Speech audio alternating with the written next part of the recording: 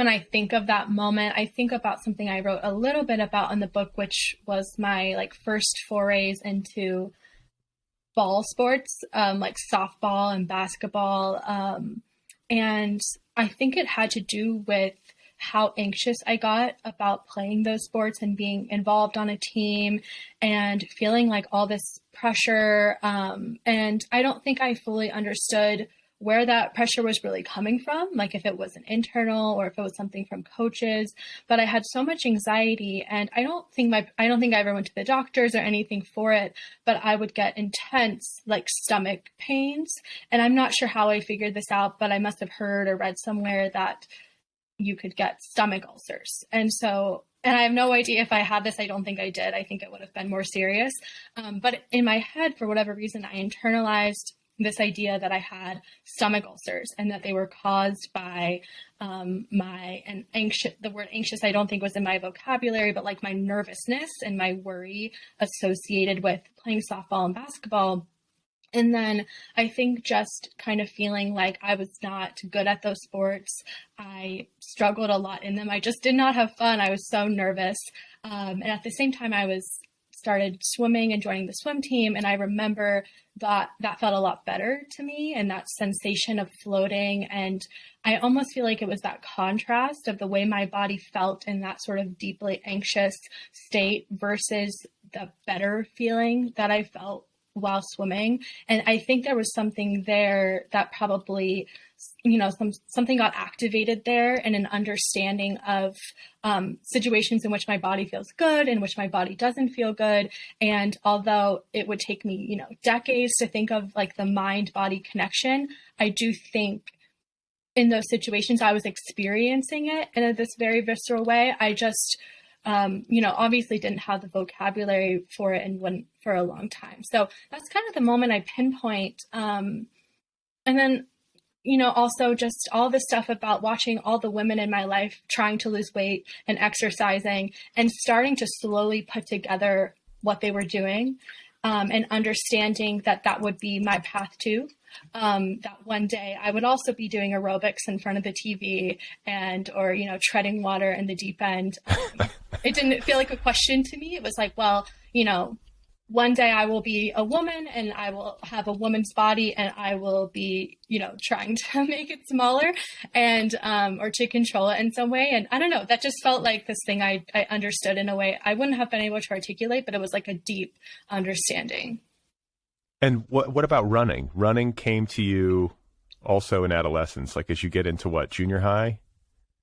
Yeah. And my mom was a runner, which I don't really get into in the book, but she ran for exercise, as many people do, and recreationally, I guess we might say. But it wasn't until middle school that I started running. And at that time, I don't think I had, at least in my memory right now, I don't think I had associated running with like body size or shape or weight or anything like that yet. I don't remember having that sense. And this is maybe because I had in middle school cross country, it is a really interesting sport where you're like running around fields, and there's a kind of like wildness to cross country that I think helps, or there's like a thrill to it that for me, I think helped remove it from like, to me, it didn't feel like we were like exercising. It really felt like a sport. It felt fun. It felt like I was on a team. So I think it took a while, probably until later high school, early college, where I actually made this like direct connection between running and controlling my body, not just how fast it could be, but like how it could look and what that appearance could do for me, or how that might impact my running. I think one of the strongest things about this book is the real palpable sense of self-investigation that's on the page. And what I mean by that is, it feels like you were in a process of discovery as you were writing the book, even though you lived through all of this, even though these are your own experiences that you're recounting. There's so much of it that was a mystery even to you. And I can relate to that. I guess maybe this has something to do with trauma writing. Maybe trauma of whatever kind is harder to understand in the moment or even after the moment. Maybe a concentrated period of like therapy or writing or some combination thereof helps you to put the puzzle pieces together. But I want to read back to you something I flagged in your book, which I think is probably a product of that process. And you say right at the beginning of the book, there were 3 projects that seemed to foreshadow my future proclivities. The first was a trifold poster on the Bermuda Triangle. The second was a trifold poster on cults. The third was a short story called Against Her Will, which culminated in 10 pages of evening news paranoia. Can you describe for listeners, like just like a thumbnail of what Against Her Will was about? I think I read it probably in the last 5 to 10 years. And to this day, it's the only piece of fiction I have ever written, which I think is so strange. And so Against Her Will, for some reason, a girl, it was probably, I mean, it was the narrator was very much based on like an imagination of something that could happen to me. So she goes home from school because she's sick, but her parents are at work. So she's home alone. I think 2 men come to rob her home, and they end up abducting her, and they take her to where they're staying in some kind of like they were in an RV out in the woods is what I always imagined. They abuse her in many different ways. I won't get too grotesque, but the story itself is like pretty graphic for how I think I was like 10 or something. I'm like, the narrator's like chained up and just all this awful stuff. And then eventually they start using this little girl to abduct other children. And then eventually she escapes. I believe she's at a Chuck E. Cheese. She gets out through a window, finds her way to the highway. I guess she flags down a semi driver, I think is what I decided. And we sort of like fast forward to the end of the story where she's kind of expected to go back to her normal life. Like everything's totally fine. I'm assuming I ripped this off from something. Who knows? I doubt this was like of my own imagination. I'm sure it was just all kind of cobbled together, but yeah, very weird. And probably a good thing that was my last piece of fiction, because I don't think I definitely didn't have a knack for it. And I think that sort of like dramatization and fear and paranoia was something that I felt. And I think I was just kind of channeling it into the short story, even though it was, I don't know, I must have internalized this fear somehow. And that's sort of like the external form it took on the page. Yeah, it's funny because generationally, we're pretty far apart. You're much younger than I am, but I feel like, some of the things you're describing are pretty familiar, like growing up in a house where the women in particular were paying a lot of attention to what they were eating. And there was like, in my era, we had like Richard Simmons' Deal-A-Meal. Yeah. I remember that being like in our kitchen where you had these cards. It was like a game he made. Yeah. And then also these, like all the, like these narratives around child abduction. Like there was a kid named Adam Walsh when I was very young in the 80s. Do you remember this? No, you were, no, I'm this just, was before I guess your time though. What I'm recognizing is I believe it was in the 80s. I read something about like this time period in the 80s was when there was like all this fear around child abduction, even though it was like very rare, but it was like the milk box thing. Right. And it was sort of this turning point where like kids were told, like where kids were like sort of always playing outside. And I think I've read something where they sort of market the 80s as a turning point where like, parents just became a lot more fearful of their children's safety, even though the statistics had not actually really changed. Well, listen, when I was a kid, there was nothing like compared to how we raise our kids today. I mean, I just like left the house in the morning and was gone with my friends, like playing near like open bodies of water, riding around. Yeah. I remember being in 4th grade, riding on my friend's 4-wheeler. Just the 2 of us, like going off jumps at like 40 miles an hour. Like, yeah. I mean, it was totally different. I cannot imagine my children doing some of the things that I did when I was a kid. Yeah. And I remember my friend, his mother would ring a bell when it was sundown for him to come home for dinner. And like we would hear it like, half a mile away or whatever. And then we would know we had to go home. But, yeah, it was a different time. But I also remember distinctly that there was a lot of fear around like leaving your kid in a store for even a second. If you turn your back for a second at the grocery store with your kid in the cart, someone could snatch your child. And so, of course, these things register with you when you're a kid. Yeah. And I remember having a fairly advanced understanding of this and like a fear of it. And I guess it must have trickled down to your generation, to the point where you actually wrote an entire short story about it. But you say, together, these three projects seem to engage a duality with which I am still reckoning. The fear of losing my will to choose what I do with my body, the longing to be released from that particular driver's seat. And I mean, that's what this book is about. And that's what your journey with competitive running, distance running, was really all about, right? Yeah. And I think that's something a lot of people seem to relate to, even outside of running. I feel, and, I'm sure depending on different identities and experiences that people have had, but this feeling of like really sensing that we need to be in control, or even that we can control our bodies, that we always need to be working towards like whatever sort of like definition of health that we have bought into or that has been kind of passed down to us, as well as, I guess on the other side of that feeling I always craved, which was just like no longer having to make any decisions involving my body, and just kind of going into that sense of freedom, of, all the kinds of things that I could like still to this day easily romanticize about running, that always felt like were sort of tantalizing, out there beyond, if I could just run more, if I could just eat less, if I could just keep pushing, like maybe I could get to that point. And I think that section of the book is also kind of speaking to or projecting into this idea of giving yourself over to something.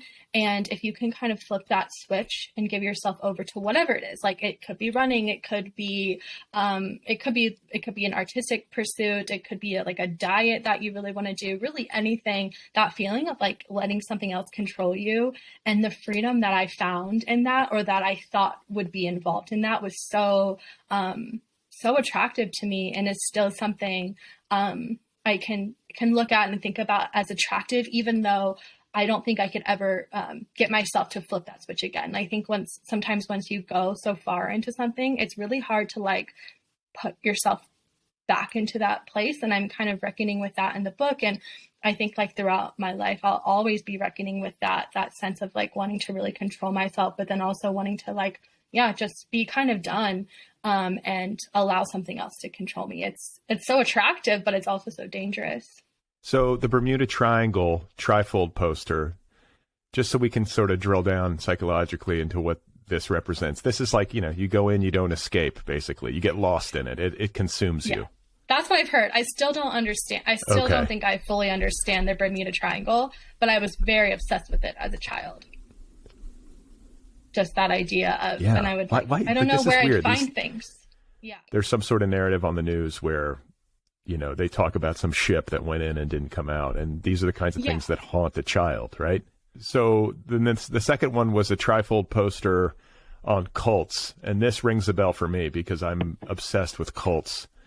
Anything on cults, I will watch, And what it made me think about when I read that was the cross-country team at my high school, which was a very good cross-country team in the state of Indiana, won like the, state championship every year, or seemed to. But what I remember about it was how culty it was. And I think high school sports teams tend to be tribal anyway. Like the football players hang out with the football players and the soccer players hang out with the soccer players, or whatever it is. But I feel like cross-country distinguished itself in this sense to a degree that exceeded these other teams, because the training was so intense. I would say too, the swimmers were maybe on par with cross country for reasons that you would probably understand. It's this intense training, the endurance, the deprivation, what it takes to win, the solitary nature of it when you're actually out there on the course. That's the way it is just in the sport generally.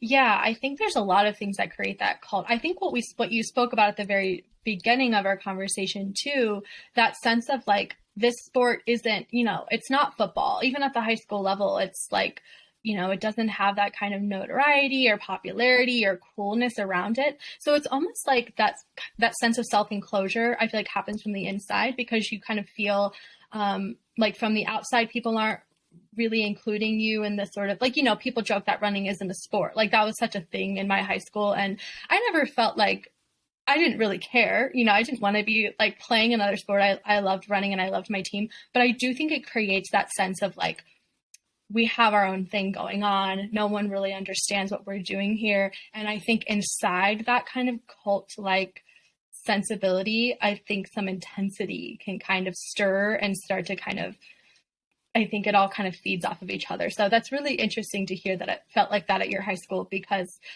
it certainly felt like that at my high school too. And I think at the college level as well, because when you get to college, like all like the football stuff is even more intense. And you have these little athletic teams right. like cross country that no one really cares about. So but it's like everything to you. And so it certainly has that feeling. I mean, I don't have any direct experience of cults, but it has that kind of feeling to me. Well, and it's like, it's insular, and I can see how certain kinds of behaviors that might seem to the outsider like very extreme could become totally normalized because you're all reflecting it back at one another. And it's this kind of like tight-knit unit. You don't have like a lot of third-party observers who could like weigh in and be like, "Hey guys, like have a sandwich," or like this seems crazy to be running 15 miles on like a head of lettuce to eat for breakfast or whatever. And yet this is, not to make light of it, but I mean, it's crazy, when you read about it, you're like, wow, these people are really putting themselves through an incredible deprivation, and it is normal in distance running culture to a degree that I think I just didn't have on my radar. Like, this is the culture of running. And to be great as a competitive distance runner, you sort of have to be light, right? I mean, this is the kind of body type you need to have in order to be able to compete. Yes or no? So yeah, that's a really interesting question that I don't think anyone's asked me. So I'm glad that you did, because it sort of forces me to really think through it. So part of the complexity, particularly with women's running, is that women go through puberty, or young girls go through puberty, and that shifts their bodies, and it requires more fat on their bodies in order to, stay healthy, in order to be able to go through the menstrual process, to keep your bones strong. Like, all of these things are really related. And so there is a really fine line, particularly for women, but I think for men too, where if you become too thin, that's when like the bone injuries, or just any kind of injuries, the lack of fueling, you're just not able to push yourself as much. You don't have as much strength. And so I do think that this kind of messaging around extreme thinness and running is being really shown how false it is, especially for people for whom they just don't have that body type. I think there are some runners who are naturally that way, but not all runners are. And some runners are still really fast in a different kind of body, in a more muscular or larger body, all different kinds of like body diversity, I think, can be fast. But because we often always see the extreme thinness, especially like when we are watching the Olympics or the major races that are broadcast, that's the body type that we typically see. So it almost becomes like a positive feedback loop, it seems like, where we think that's the only body type that can be fast. And so that's like the one that becomes associated with the fastest distance running. But I think there's a greater variance than what we see. And we're starting to see that, especially on the women's side, I think. And part of the issue is that a lot of coaches, like most coaches in the NCAA and at the high school level, are men, and they coach their athletes as if they have male bodies, not kind of keeping in mind the process that a lot of women's bodies go through in order to be healthy in the long run. So it's such an interesting problem. And I think a lot of coaches, like college coaches, would answer your question with like a really clear yes. And I think that's part of the issue, is that I think we need to, and I think this is happening on some level, is just letting people's bodies mature as they, are supposed to or are meant to, and then building speed and strength from there, rather than at a very young age, sort of asserting a specific kind of body on that person, even if that's not the body that they actually are meant to have. And that's, I think, where a lot of the problems can come in. I mean, I've even said this because I exercise a lot. And I've said to people, I don't run because I don't have a running body. Like, you got to be bird boned. I feel like you have to have one of these like thin little bodies that can take it. Cause like, I just have a bad back. I feel like running just hurts me, like it just doesn't feel good to me. I'm not built for it. But maybe this is a fallacy. Maybe I could be a champion and I have no idea. I just need to run through it or something. I've never seen a gold medal winning runner who looks anything like me. Let's put it that way. Yeah. I mean, me either, frankly. But I tell people that all the time who assume, or, people are like, oh, I really want to get into running. And I'm like, I don't really recommend it. I don't think it's actually, I think like a little bit of running can be really good for some, like it can feel really good mentally. I think people, get something from running in that way. But when people tell me they don't run because it hurts them, or if they tell me, oh, I want to get into running, I feel like I should try it, I'm like, I don't really think, I think walking is probably the healthiest thing, and it does not put that like intense pressure. Yeah.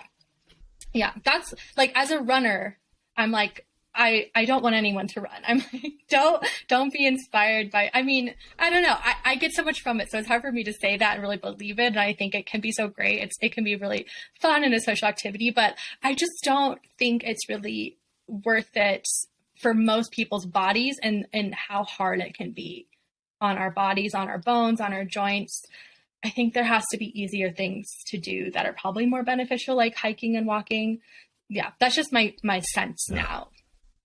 That's the gambit that I'm making. Like I've hiked my whole life, and I'm like, I'm still getting good exercise, but I'm feeling like from a longevity standpoint, hopefully this is something I can do for the long haul without it causing me to hurt my knees or hips or something like that. I want to ask you about a book that I think, was it your high school coach who gave you Once a Runner? It's like a cult classic running novel by a guy named John Parker. And just to like, as an indicator of how early the kind of toxicity of running culture relative to like bodies and women's bodies in particular was starting to make an impact on you. I want to say you wrote in one of your journals, like in all caps, like gaunt is beautiful, right? That was a line from the book. Okay. Well, that's maybe not the healthiest message for a teenage girl to be internalizing, right?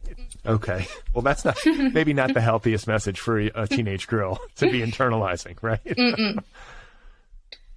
No. But that's the culture. That's running culture. Yeah, and it's normalized. So that book, like, for example, I don't fault my high school coach at all for giving me that book, because it is so normalized that I think a lot of people can read that book and nothing raises the red flag.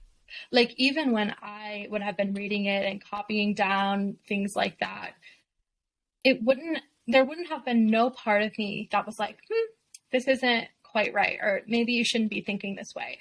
Like, it is just so normalized that it's almost hard to place fault, because it is ingrained in every part of the sport, as well as I think like almost every part of our broader culture too.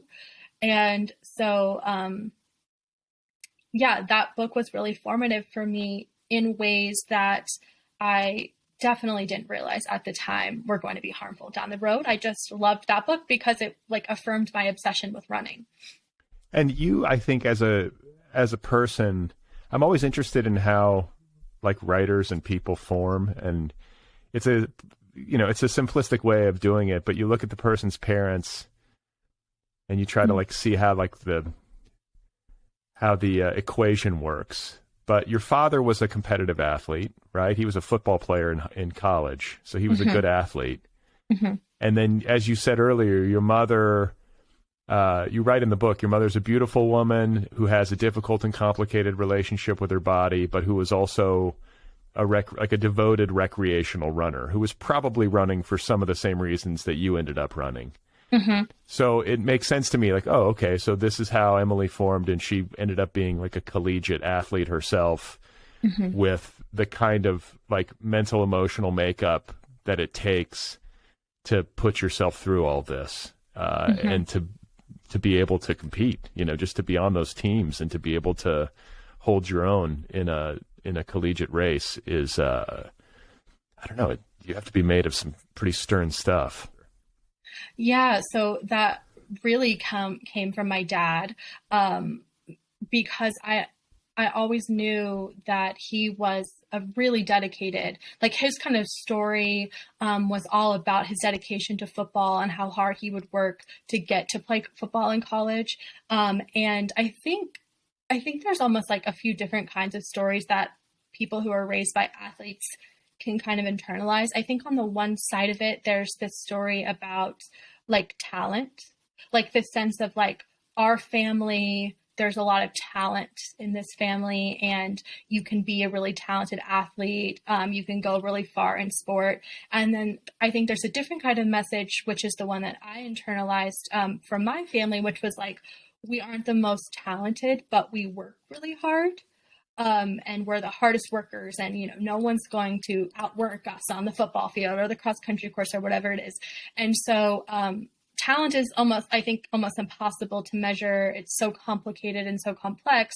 But I felt as though like I wasn't a talented runner, but I could work the hardest. And that I think came directly from my own family and the kind of stories that were told, specifically about my father's football career. And I looked up to him and still do look up to him so much for his just like grittiness and resilience, and his like dedication to working hard and to getting to where he wanted to go in football. And I think that's how I saw myself as a runner, whether or not I had talent or not.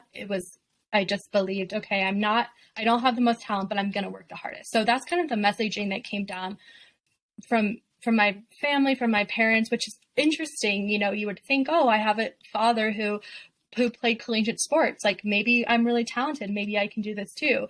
It's really strange to me that I actually kind of saw the opposite, which was like, my dad had to work really hard to get to where he went in sports. So I'm going to have to work really hard too. And I don't have any talent, but I can overcome it with hard work. So just really weird how that message kind of got filtered through, and what I seem to take away from having like clearly a really athletic family. But for whatever reason, I wasn't able to recognize that as talent. Mm. Yeah, I mean, was your dad a light touch? Like, was he one of these athletic dads who had a history as a competitive, athletic success story? Did he coach you? Was he like pushing you and that kind of thing, or was he more uninvolved? Yeah, I would say he was very into both my brothers and my sisters' athletic careers. I think what was interesting about running is he wasn't a runner. He had no experience with cross country and track. And so in that way, he wasn't coaching me in terms of like how to get better at running or how much to run or anything like that, which I think was really good for me, because I struggle with I struggled with that in softball and basketball and other sports, where I felt like I had to like prove something to him, or I had to make sure I performed well for him. I think in running, it felt like more of a me thing, because my dad had never done it. My mom didn't run competitively either. And so while my dad was super into the sport in terms of like who was going to be in my races and who was I, going to be able to try to beat, or like who was going to be the biggest competition, where was I going to land? He was really into that side of it. But luckily, I think, a lot of people are coached by their fathers and maybe it works out. But I think for me, I loved having something that was just mine in my family. Maybe this is a middle child thing. But I really wanted that sense, I think, of like, this is my thing that I could do by myself. That makes sense. I get that. I mean, I'm a middle child. I'm trying to think of what my thing is. I don't know what it was, but Maybe it was writing. So I want to have you read from your book if you have a copy handy. I don't know if you have one near you. Mm-hmm. Yeah, if you would read on page 56, but this paragraph, I think, is a great description of the relationship between your mind and your body while you're running, and also the way that you're processing the pain that the sport inflicts on you, which figures so centrally into this book and into just being a long distance runner. I mean, that's something you've got to become comfortable with at some point, or tolerant of, if you're going to run long distances. So just, if you could just read this, because I think it's a lovely depiction of what it's like. People say you can do whatever you put your mind to. They say mind over matter. But it always seemed as if my mind was in the way of my matter, sending out its frantic messages, trying to put a stop to my body, and the pain it was making as it careened down the track. I noticed that, during my best races, it wasn't that my mind had conquered my body, it was that my body became engulfed deeply in the flames of its own pain, climbing up through the Achilles and calves and down from the heart and in the lungs, and meeting in the center and spreading through to each and every cell, working to move, move, move. What I'm saying is I learned that I must welcome the pain inside, allow it to replace my thoughts and beliefs, my stories and identity. I had to stop feeling the pain so that I could become the pain, to put it simply. Okay. Like it's really hardcore. I know there are to a degree corollaries in other sports, like team sports in particular, like football or basketball or something, where you have to push through fatigue and, dig deep, as they say in sports culture. Mm-hmm. But I don't think it really compares. Like, I guess in maybe swimming it might compare, where you're solitary, you're hurting. It's kind of unnatural. I don't think there's anything natural about running like 15 miles. Mm. Nobody does that. Nobody does that for any reason other than like, what? I guess to test yourself would be the healthiest option. But you know what I'm saying? Like, I was trying to if you're running away, like maybe like you have to get somewhere to, like, maybe in old times, like you had to deliver a message to your people back in the village or something. But like otherwise, like, what the hell's going on? You're running these distances and trying to do it as fast as possible. That is an interesting, like, psychological equation. Yeah, it is very bizarre to me. I think something that helped me understand it, like, later on as I was writing the book, something I sort of learned about, I was taking this ancient rhetorics course in my PhD program, and we were learning about the ancient Greeks, and I am definitely not a scholar of ancient Greek rhetoric at all. I only took this one class, but I was really fascinated by a very, like, specific kind of specific point that seemed to come up in a lot of these old texts that, of course, I was reading in translation and all this stuff, but like Plato and Aristotle and all their other friends who were always in conversation together, they were always trying to think about the relationship between pain and pleasure, and they were trying to work it out. And they would get into these arguments about whether or not you could have any pleasure without pain. And the example that sort of crystallized it for me is one of these men argued that the reason that eating is pleasurable is because hunger is painful. And so he was saying, because of that, there actually you can't have pleasure without pain. And I'm not saying that I think that that's true, but I think that is like the logic under which running and runners kind of operate. I think that's something that relationship between pain and pleasure gets so, like, deeply storied that it's really hard to know, feeling pleasure from pain when you're running. I'm like, I don't know if that's like a natural thing or if it's, I've learned this association between, okay, you're in a lot of pain, so this must be pleasurable. But I definitely agree with you that it's not normal, or it doesn't really make any sense, especially from like a survival standpoint, to go run 100 miles a week, or, you know, like there's definitely something about it that there's an obsession. Like I think to run marathons, to compete in this sport, there's something really obsessive about it. And I would assume that that's true for other sports too, even sports that aren't endurance or distance. But maybe I'm just thinking that, like, I guess I always judge like baseball. I'm like, that doesn't seem like a very painful sport. That actually seems, you know, like I'm sure there's obsession in learning the skill of it, but it doesn't seem that painful to me. But I would assume like in a sport like football, hockey, I don't know, like a lot of other sports, I would imagine there's an element of pain in those sports too, and a kind of learned relationship between like chasing that pain and believing in or feeling that pleasure that's on the other side of the pain, or sometimes kind of intermingled in there with the pain. That's kind of how I've untangled it now. But I agree with you that it's a very, very weird thing to do, to like want to feel pain. It doesn't really make sense to me, and yet it was like a huge part of my life. Yeah, but I mean, you know, now that I'm thinking about it, because there is like such a thing called, you know, it's called runner's high, right? You get that dopamine release or whatever it is that happens. Is that right? Or serotonin or both? Like, you know, like neurochemically, you're going to get a hit of something good at the, like, either during exercise when you're struggling the most, or especially when you're done. And I think like as a guy who hikes a lot and exercises a lot, I've learned to understand that that's how it works. Like you always feel better after you exercise. There's the payoff. So even if you don't feel like doing it that day, like I have the discipline. I always go because I know it's going to pay off. So I think there's something to that.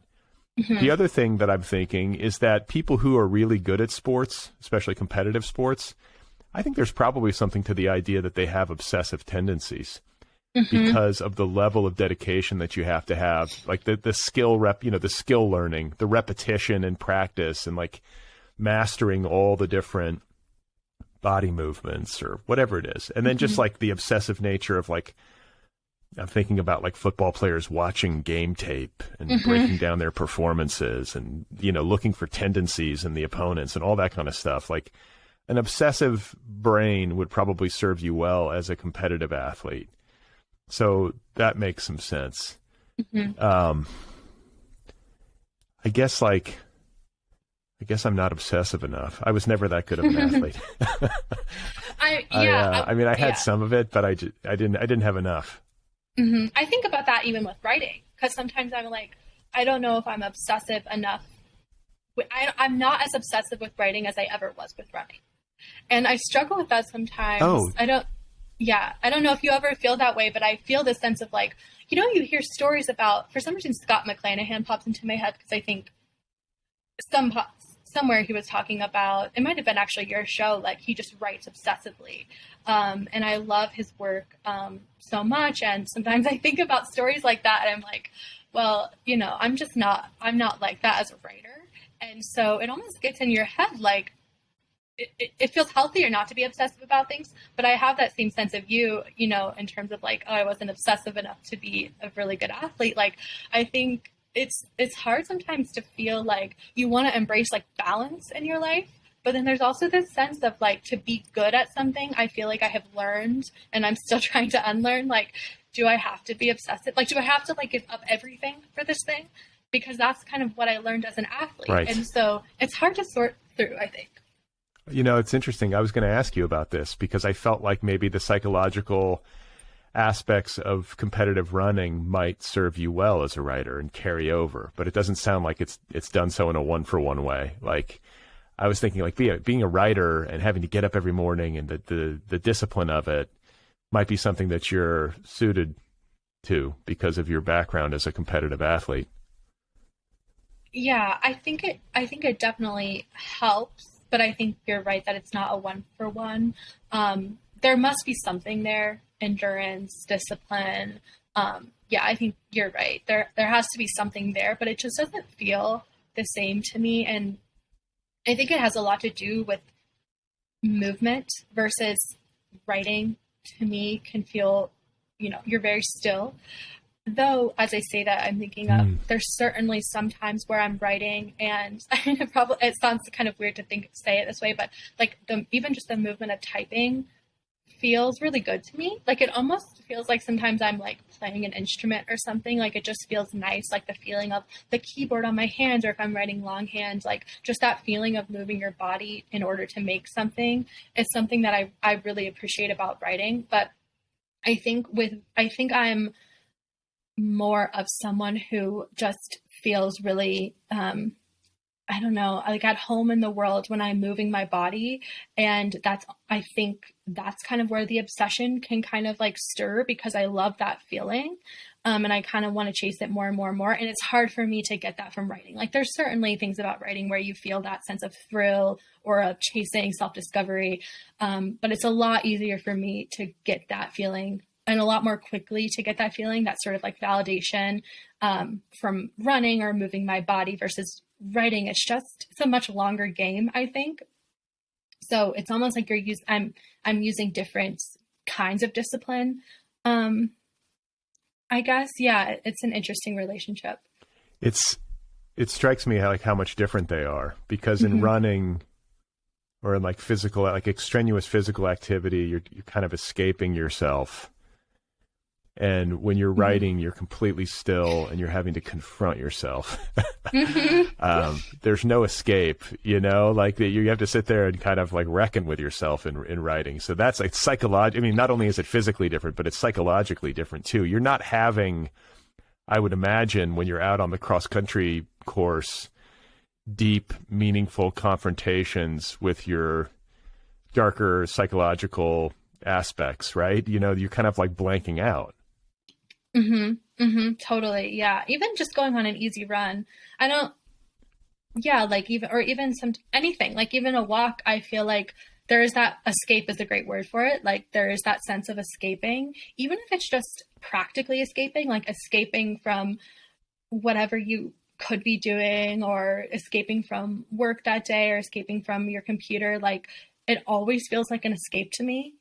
And that's so attractive to me. Whereas like you're saying, like with writing, you have to face it. And I think that feeling of escape in writing can come, I don't know, people call it like a flow state. I feel like there is like a writer's high, but it seems like it's a lot harder to get to than like just the quick endorphins that you can get even from like a 15-minute walk. I feel like feels really good in your brain. Whereas writing, for me at least, it takes a lot longer to get that like chemical feeling. Yeah, I don't know if it's the same drug. I feel like the writer's high is it's weaker stuff. It's weaker stuff. It's not as it's not as quick to the vein or something. Yeah. So are you still a runner? Yeah. So I wasn't a runner for this, I would say, the whole duration of writing this book. After college, I guess it would have been, I graduated from college in 2013, and finished this book I think at some point in 2020 is when I like sent it out.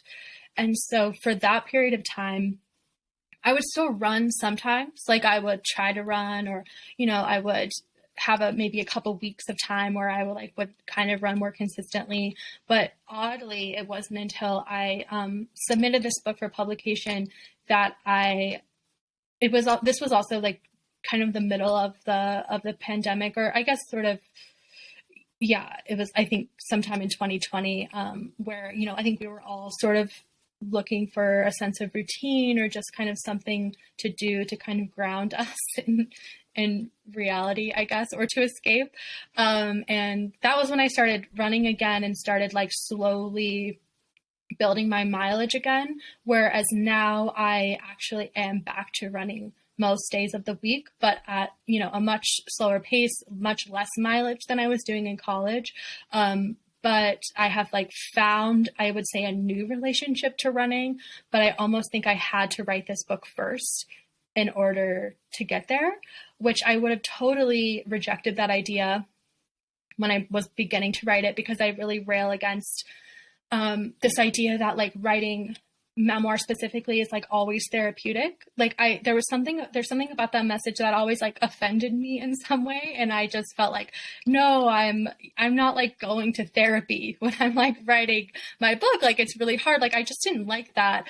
But in the end, I think I have to cop to or admit that there actually was something very healing, I guess is maybe the better word, about kind of coming through on the other side of this book and finally feeling like I can try to do this again with a different relationship to it and with all of the awareness that I now have from the writing process.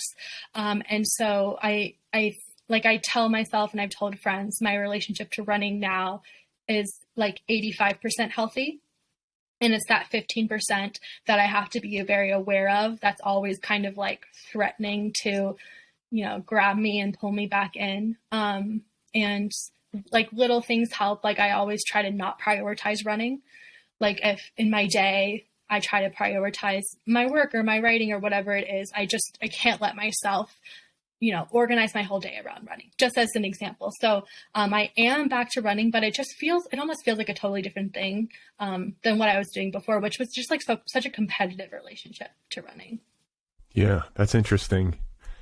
I'm thinking about me organizing my day. Like I usually try to do exercise first. I feel like the rest of the day is better if I exercise first. I get more done, I don't know. Maybe it's like, I guess like what this book calls into question, because, the story listeners should know, the story that you're telling about your particular experiences with competitive running is that it really broke you down, like psychologically and physically. And it became untenable. Like you got injured, like your bones broke. You were so thin and you were running so much and you were eating so little.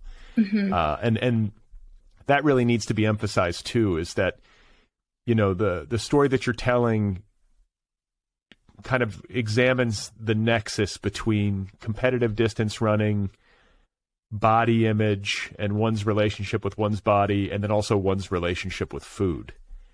Right? I mean, those are like the three pillars or whatever of the story. And it calls into question for me, like, because like, exercise is healthy. We sort of take these things for granted as like common sense. I do believe that getting exercise is healthy, but how much exercise and how should I be thinking of exercise? And if I'm disciplined about being in shape and exercising, has it become toxic, or have I fallen into some sort of bad relationship with it? And likewise with food, because I pay attention to what I eat and I want to eat healthy food and I don't want to put weight on. I'm fine admitting that. But like, I think maybe some people would be like, Brad's too intense. Maybe like I've internalized the Richard Simmons deal-a-meal of my youth. And like, I could be a guy who falls into that category, but like, I don't know. I eat plenty, I feel like, even though like, I think some people from the outside in would be like, wow, he's vegetarian and he doesn't, I probably don't eat as much as some people. Do you know what I'm saying? Like, it's hard to know what's a healthy approach to exercise and food. Do we have a definition? I know. Yeah. I feel the same way. Even when you asked me, do you run now? It's almost like I feel like this like shame. Like I do, because I know that, and I've just said earlier, like I don't recommend people run. And so I think it is, I guess for me, I think of everything as like through your own kind of like personal experience and your own way of relating to these things. So like, if I totally, like for me, I think I just don't prioritize like running first thing in the day. Number one, I'm like, I like to like wake up and read and write. And that's when I like to be still, I think. And then the rest of the day, I feel like I need to move or something. But I do think it's all just like so personal, and it's so like we kind of have to learn for ourselves, like what actually feels dangerous and what actually feels like our own definition of health. And that's so hard to do, like you're saying, when we get so many mixed messages about body size and shape and what to eat and what not to eat and how much exercise. And, there's so many messages about it. Like we could Google right now, like, is running good for you? And we would find, tons of different answers that say yes and some that say no. And I think it's probably like that for every way of eating too. And so it's crazy. Yeah. It's crazy. Yeah. This is my big, like bone to pick with food culture and food science and health related arguments, is that there is a great argument on the internet for literally everything. I mean, I had a friend of mine the other day. I actually have two friends who are doing this. He was like, I'm now only eating organ meat and fruit. And I'm just like, oh my God. And then the next thing I know, I'm on like Instagram looking at these dudes who are like, you know, they're like so ripped, and I'm just like, and they're like, you know, this is their business, you know, and this is how they make their living, and they're evangelizing for organ meat and fruit because our ancestors, you know, knew to eat the organ meat in an animal. Predators eat organ meat first because it's the highest in nutrients. It's got the dense nutrient thing. And then they don't eat vegetables. They eat the fruit off of trees because that's the most natural thing to just pick and eat on the go. Yeah. You know, and that on and on and on. It literally never ends if you go down those tracks. It's never going to stop. There's going to be somebody who's got a new formula always. And it makes me frustrated. I get to the point where I'm just like, well, fuck it. You know, I got to just make this up on my own and just listen to myself. But what I will say, and you know, we can analyze this because I think a lot of people do this, especially people my age. I intermittently fast, and I know it's trendy, and I am very susceptible, as I have said repeatedly on this show, to any health related trend. Like I spent some time thinking, like, should I eat organ meats? Even though I've been a vegetarian since I was like 20. But intermittent fasting is trendy, and I tried it, and I really like it. And I think like what was stressing me out, especially as like I'm almost 50 years old, you know, so at my age, I don't know what it is, but I was like, you know what? I don't need all this food. And like, who decided that we need to eat 3 meals a day? And I realize this is sounding like, oh God, this guy's got an eating disorder. But like, I really mean it. I really mean it. Like, these numbers start to feel arbitrary. Like, when did we start eating 3 meals a day? That's a good question. And I think I was like, once I stopped eating breakfast, I felt like my body had like a second to reset. I just felt like I was constantly eating, and I wasn't really even that hungry. And I eat a ton. Like, I eat a ton at lunch. I eat a ton at dinner. It's not that I don't want to eat. It's just that, like, I think like giving my body a break feels good to me. And it helps me like not put on weight, which is easier to do, I feel like, at my age. And I don't want to do that. Like, I really don't like carrying weight. Is that bad? Am I sick? Like, is it healthier to just be like, fuck it, I'll have a gut, you know? Like, I don't know, you know? Yeah, I think with like intermittent fasting specifically, I've heard a lot of people say similar things to you or read about it. I definitely don't write about this in the book, but part of my like path, I guess, to going back to like eating, I would say, I guess the way I would define it is like eating without thinking about eating. I definitely had a period in there where I was intermittent fasting. For me, so I guess this is just to draw a like comparison. So like for me, the reason I liked intermittent fasting was because it made me feel like I was in control of what I was eating and when I was eating, even though I kind of went into it with a more like innocent, maybe, idea. Or like plan. I was just like, oh, let me just try this. I think I actually came to really like the way it felt like I was really kind of back in control. And then I think so for me, I, eventually became aware of that and stopped doing it. And so I guess that's just an example of like when you have this kind of like history of disordered eating and eating disorders, like you kind of have to be more careful with yourself. Whereas it sounds like with you, it's sort of the way that you feel good. So in a sense, you're kind of doing the same thing that I would be doing, or it might fall under like the category of like intuitive eating, which is sort of trendy right now too. Whereas like, right, you just feel the best doing that. So that's kind of what you're doing. So there is a kind of intuition involved. I think as long as you're not like, like getting high off of the idea of like only eating in a certain window of time, which is like what I felt happening to me.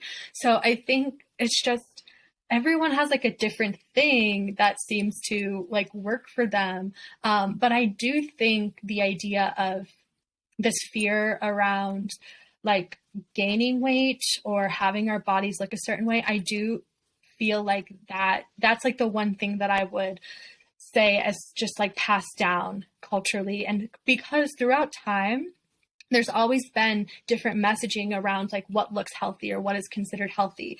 And I think that is so like this idea of like what we consider a like healthy, normal body today is just, it is as much cultural as it would be anything else.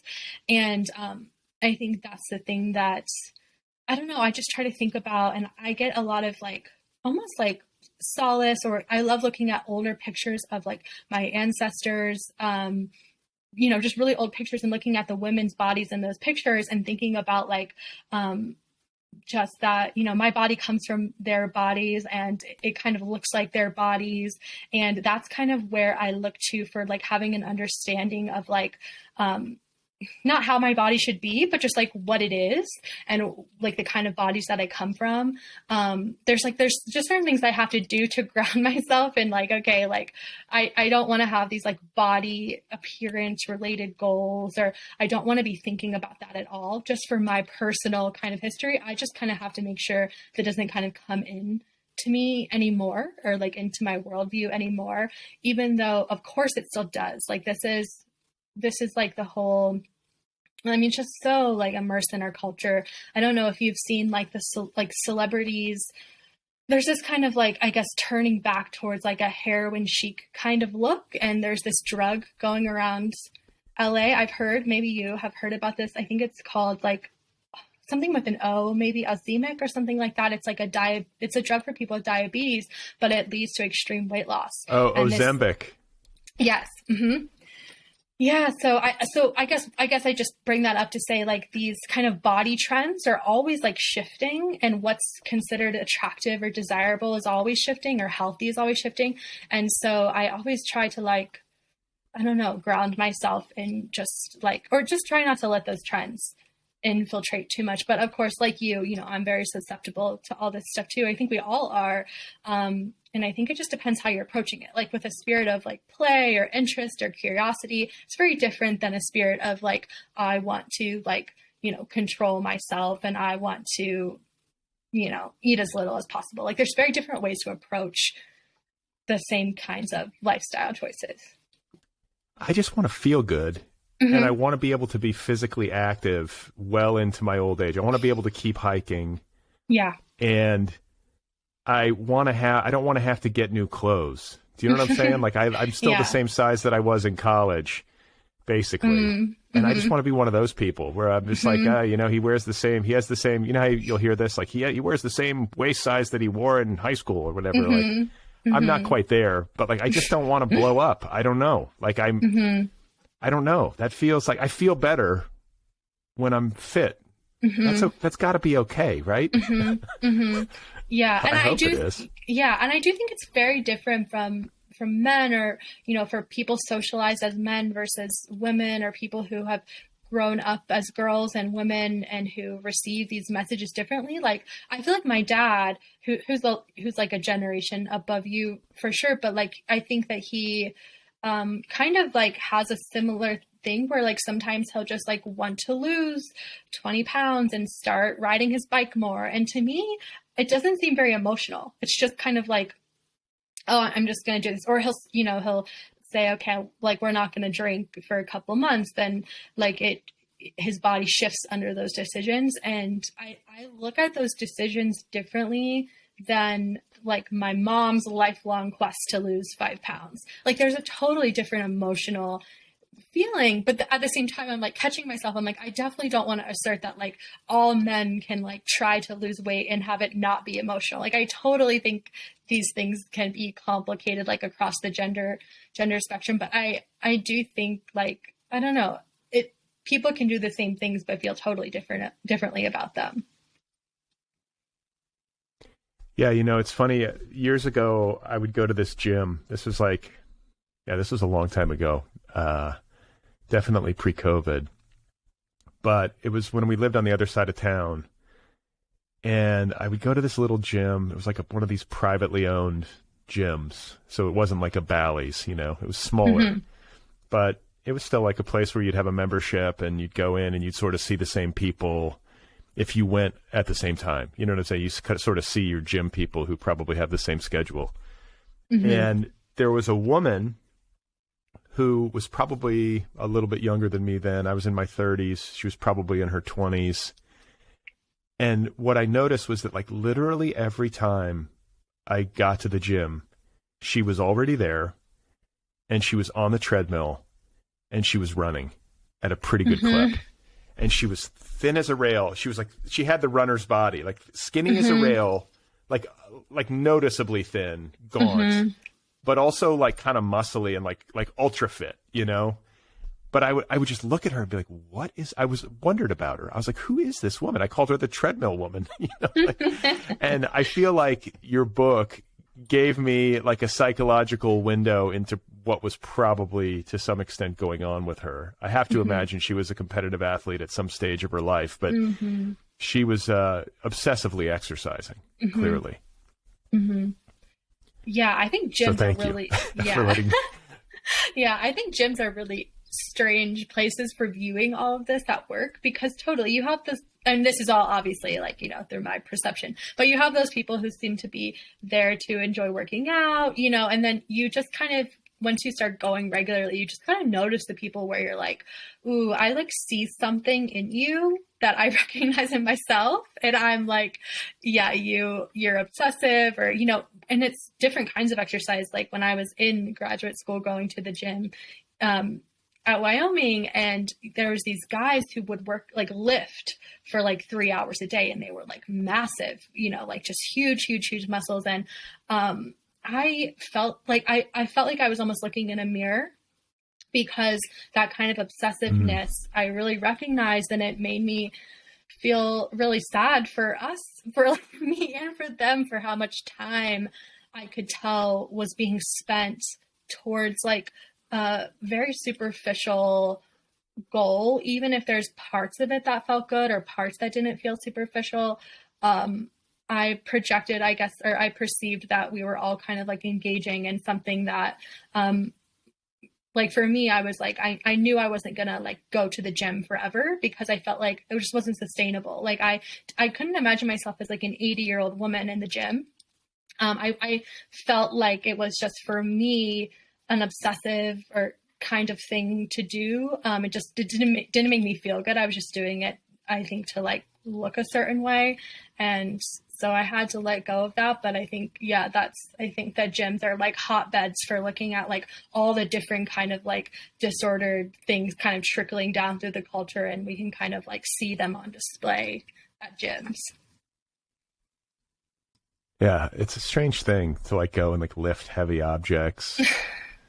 Like, you know, like when did this start? You know, I know it's probably like it's less than 150 years old, I would think. Bodybuilding, maybe it. You know, I don't know what the history of it is, but it seems like a new thing. And I think a part of all of this, like you know, anybody who's an exerciser in whatever form it takes, and who does it obsessively or regularly or daily or whatever, I've always made sense of it to myself as a mental health maintenance routine. Like I don't take any medication. I don't go to talk therapy. Like I always joke, like half joke, that I write and I read and I exercise. And like that's my little ecosystem for making sure that I don't, you know, go off the deep end or whatever. And I feel like whether people are conscious of that or not, like that's got to be a part of it. It's like a neurochemical routine that we're undertaking to help keep ourselves leveled, or to get like that. It's like it helps you like I guess regulate, you know. I don't feel like myself until I've exercised, might be a way of putting it, that I feel like a lot of people who are routinely physically active probably can relate to. Yeah, me too. I like sometimes I wonder, for people who don't exercise regularly, it just makes me think that there's just some people that maybe just don't get that from exercise, or it's just not kind of part of their ecosystem for, you know, kind of staying balanced, or like for whatever reason, that is definitely something that for me, like even like for my relationship with running now, that like 15% or whatever that I feel like kind of can be unhealthy is that I do rely on running for that kind of like mental health maintenance. And so then if an injury does come up or sickness or life or whatever it is, and you can't do that, then it's like there's still can be, I feel like it's probably like a chemical kind of reaction happening, where it makes it a lot harder for me to regulate, for me just to feel good. And that's kind of the part that worries me, because I'm like, I just don't want to rely on, I just don't want to rely on movement to get that as much, just because it can be so precarious. I don't know if you sometimes feel that way, but that's just the part that kind of scares me. I'm like, well, this is a part of my like ecosystem that could easily be taken away. So how do I make sure that if that does happen, I'm okay still? Well, okay. You're talking to the right guy then, because I broke my patella back in April. I fell off a bike and broke my kneecap. I'd never broken a bone in my life until then. Oof. And it was like a stupid accident, but I broke my kneecap. I had to have surgery, and I had to basically I had to keep my legs straight and immobilized for about 6 weeks. So you can imagine what this is like. You're just you're sitting up in bed or lying in bed. I had to wear the brace while I slept. I couldn't do anything. And I gotta say, I enjoyed it. Wow! Surprised myself by. You want to know why? Yes. I think it was because I surrendered to it. I think I surrendered to it, and I think I had no options. What was I going to do? And like, I think that like I couldn't. I don't know. I didn't have the same pressure on me that otherwise would have been on me work-wise. Or like in my daily schedule to like go get the exercise done, go do this. You know how you churn through a day and you sort of tick all the boxes that you think you need to tick. There was less of that. And then like my wife was taking really good care of me. She was like bringing me food, and like I didn't drink. Like there was a period, and then maybe this is me being like I ate a lot of raw food in those days because I wasn't moving. And I didn't want to like just lie there and just like feel bloated and gross. So I was like, I just ate like really healthy foods. I didn't drink any alcohol. I was just like, I'm not going to have, I don't know. I'm like laid up. I'm not going to sit here and have like beer or whatever. So I got like fairly healthy. I was fairly healthy in that sense. But it surprised me how much I enjoyed it. Like I enjoyed being an invalid. Yeah. I don't know what it was. It was great. Yeah, it's really interesting to think about how or why that happened. I wonder, I think that surrendering, accepting it also sounds like you're very like in tune with your body and like what it wanted and needed, and like, because, some people would probably, I know you were like very much like you couldn't move, but you know how I feel like some people might like try to get up and do something, or they might have to. But it sounds like, that surrendering just made all the difference, which I think is like probably true for like so many of our things that we go through, just kind of acceptance and surrendering into things, which is like so hard. But I do think that seems to make such a huge difference. But that's good to hear that you got through it. And so now you're back hiking and stuff again. Yeah, I mean, and by the way, like I don't want to make myself sound too zen about it. Like I was like my doctor gave me the green light, so I was not disregarding medical advice or anything. But my doctor was essentially like, if you feel like you can do it, you're not going to hurt yourself by walking or hiking. And so I want to say I had the surgery in mid-April, and by like early June I was hiking again. And I had 2 poles. I had my hiking poles, and I didn't look pretty. But I started moving right away, and I think it's actually sped up the recovery process. Like I'm 6 months out from the surgery, and like I'm back to relatively close to normal. But it was a good lesson. I think it was a good lesson for me, like in terms of, it was the first time in my life I've ever been sort of like removed from the field of play by an injury. And I think I'd read somewhere, I always remember this when it comes to sickness or an injury, that like wild animals, when they're sick or they're injured, they just lie down. Yeah. And they heal or they die.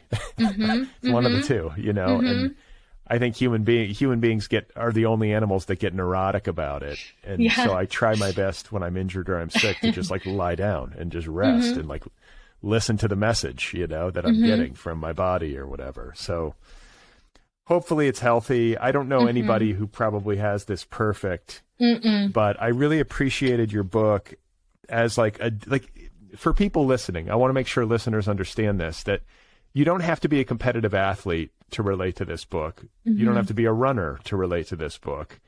I think that these are kind of like the surface level concerns of the book, and they're certainly central to your life. But what this book is really about is about you and your relationship to your body and to cultural messaging about what a body is supposed to be. It's about your relationship to your family. It's about relationship to obsession and the desire for control, and about one's relationship to human suffering, whether it's physical suffering born of like a very difficult physical undertaking, or it's just like the suffering that we are all born into as human beings as we kind of like feel our way through life. You know, it's a relatable book, and I admire it. Let me ask you, all books are hard to write. This is one of those books that I read. I was like, oh yeah, she really must have had to like grind her way through this thing. This is a difficult book to write. Yeah, no? Or did it just shoot out of you? Did you finally get to a point where you were ready and then it happened? I think it was a difficult book to edit, I would say. Like, I think that the first drafts were quite easy because I was actually still writing this when I was so close to the experience of it. I think I was like, I guess I would say like 24 maybe when I first started this book. So like I guess that would be like 2 to 3 years removed from college running. And I had not like done any kind of like healing.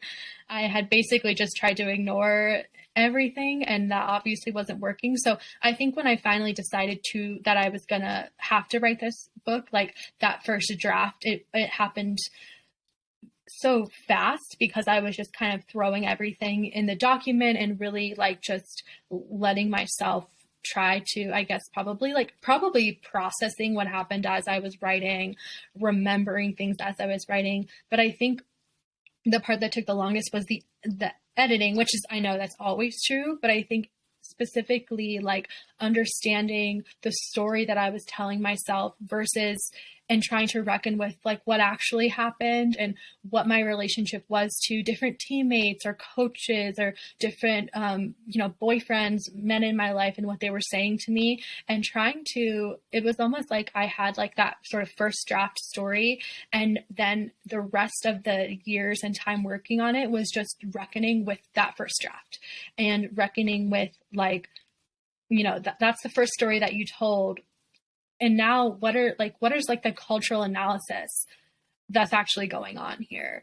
Or, what were you not paying attention to? What are some different ways to like look at the story or to look at what happened or to look outward to the running world and to see what's happening there and to really drill down into some of the things I was writing about. So I think the editing was like where, and I think I'm always like this, but like the editing was like the place where things actually started to, I don't know, like really happen in the book, if that makes sense. Or like I really started grappling with things where I think the first draft was, just a shitty first draft, but it was like what gave me material to drill down into.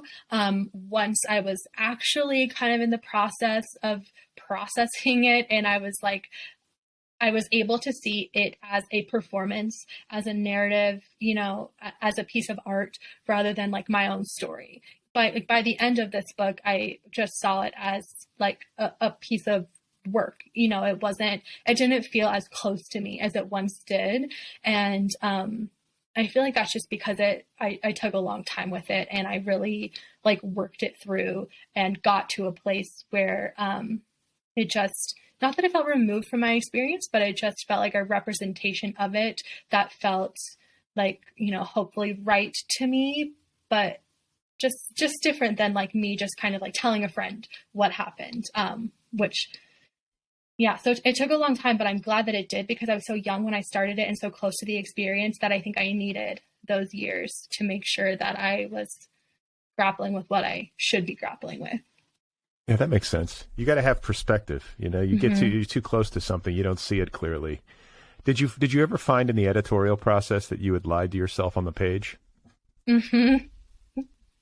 Yeah, I think a lot. Isn't that interesting?